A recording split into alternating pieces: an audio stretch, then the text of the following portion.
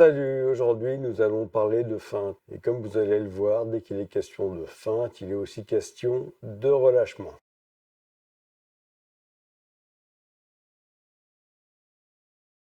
Au début, je lance réellement une frappe latérale extérieure. Il faut qu'il soit absolument persuadé que ça va arriver ici.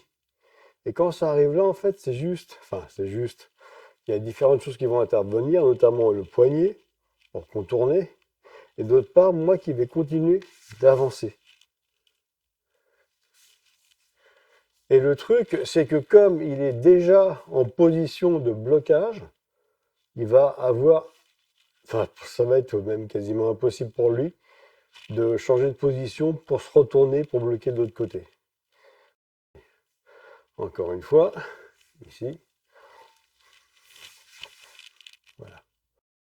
Là, je l'ai fait sur un latéral extérieur. Je pourrais faire la même chose sur un latéral croisé. Alors, latéral croisé de base. Je vais être ici, je vais arriver, je vais armer ma frappe, évidemment. Donc, on repart. J'arme ma frappe, d'accord, et quand ça arrive ici, voilà. L'idée, c'est toujours pareil, il faut qu'il soit persuadé qu'il va se prendre la canne. Donc, en garde opposé sur une frappe latérale extérieure qui va donc arriver, si tout se passe bien, sur son côté droite.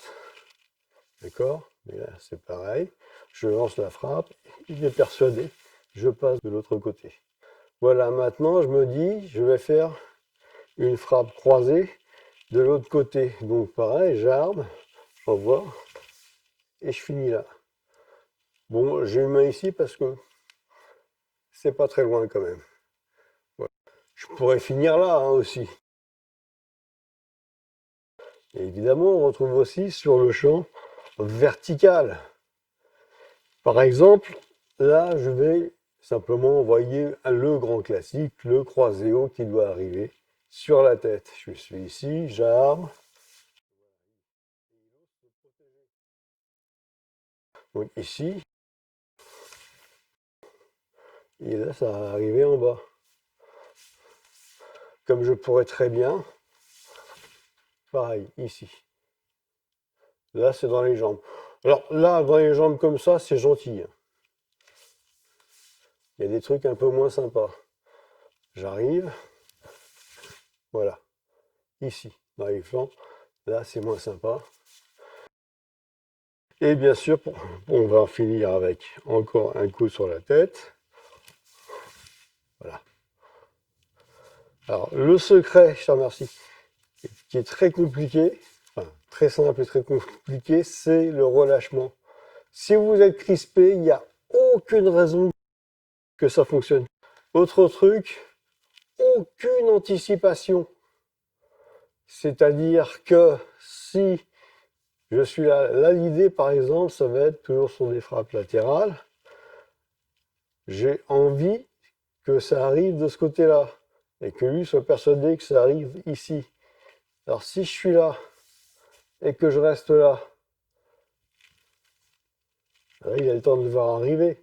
Il faut qu'il soit persuadé que ma frappe va arriver, puisque c'est un latéral extérieur, de ce côté. Donc c'est vraiment une frappe assez longue. Là, il est persuadé, hein. Et effectivement, ça pourrait. Non, et c'est juste à ce moment-là qu'en fait, je retourne et que j'avance.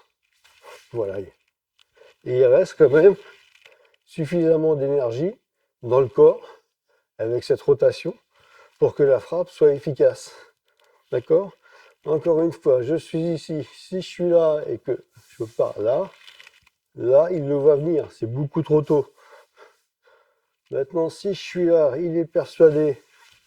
Voilà, là, il n'a pas le temps. Voilà. Donc, ce qui joue, c'est d'une part le mouvement du bras. On suppose que je suis dans la bonne distance. Il y a un petit mouvement de poignet très relâché. Et ensuite, quand je suis là, ce sont les jambes qui vont en fait assurer la puissance de la frappe. Sur ce travail de feinte, ce qui est réellement très important, c'est le relâchement.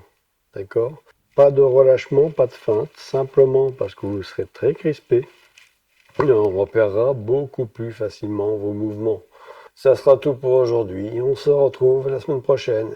Ciao!